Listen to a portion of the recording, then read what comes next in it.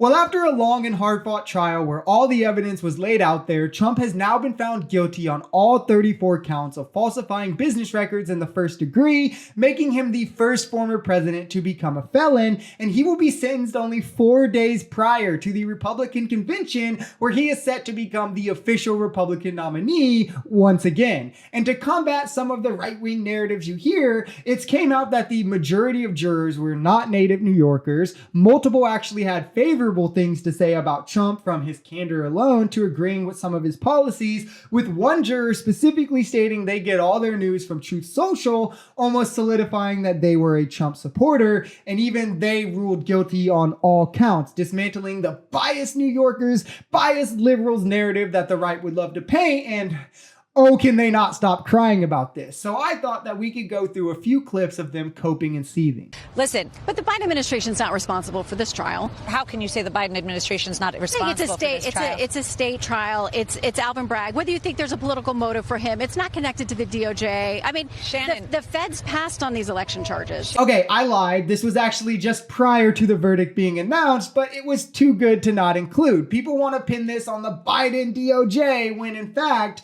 it was a state trial. The Fed passed on it, and they can't connect it to Biden sending the DOJ at Trump in any way. And even Fox News, the right-wing propaganda machine, is admitting this and correcting Trump's TV lawyer on the fact. Also, I would like to add, Trump supporters had no issue with Trump actually openly stating that he would use the DOJ to go after Hillary, and then in the lead up to this election that he'll use it to go after Democrats and get revenge. But of course, they can tell with their sixth sense when Biden is behind this, and that's completely unacceptable despite there being no evidence, no rhetoric from Biden to suggest it.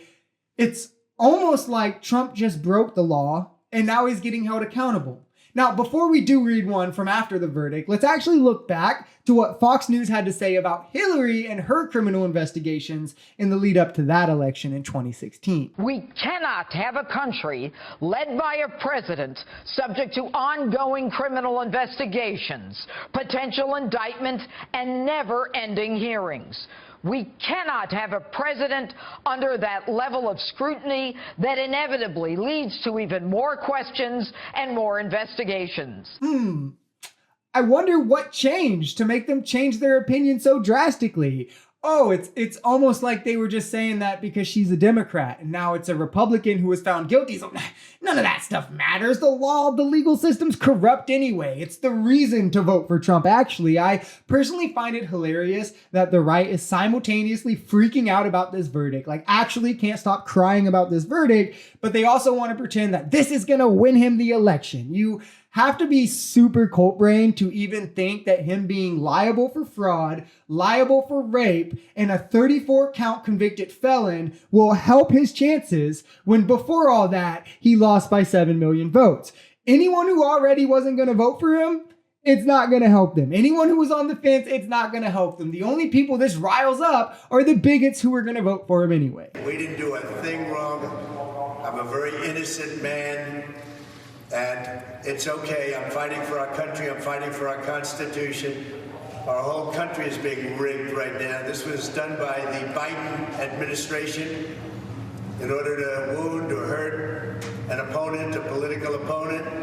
And I think it's just a disgrace. Coming into the 2024 election, to do a little history lesson here, Trump has now claimed that the 2016 Iowa caucus was rigged, the 2020 debates were rigged, the 2020 election was rigged, his sexual assault case was rigged, his defamation case was rigged, his fraud case was rigged, and the election interference case was rigged. The 54 remaining charges against him also rigged. I can't believe that there's anybody, but I mean, you can't put anything past MAGA, but I can't believe that people are still buying into this obvious, clear, blatant pattern of behavior. The stone cold truth of the matter is lies may work in front of a camera. Lies may work when campaigning in the political arena, but in the court of law, you need to be ready to stand on the facts, and the facts have beaten Trump every single time. If you enjoyed this video, we're Social Society. We're a commentary channel influenced by politics, society, and the economy. We are pretty left-leaning on this channel, but we're open to our right-wingers as well. The biggest thing here is having conversations that get everyone to the bottom of the truth.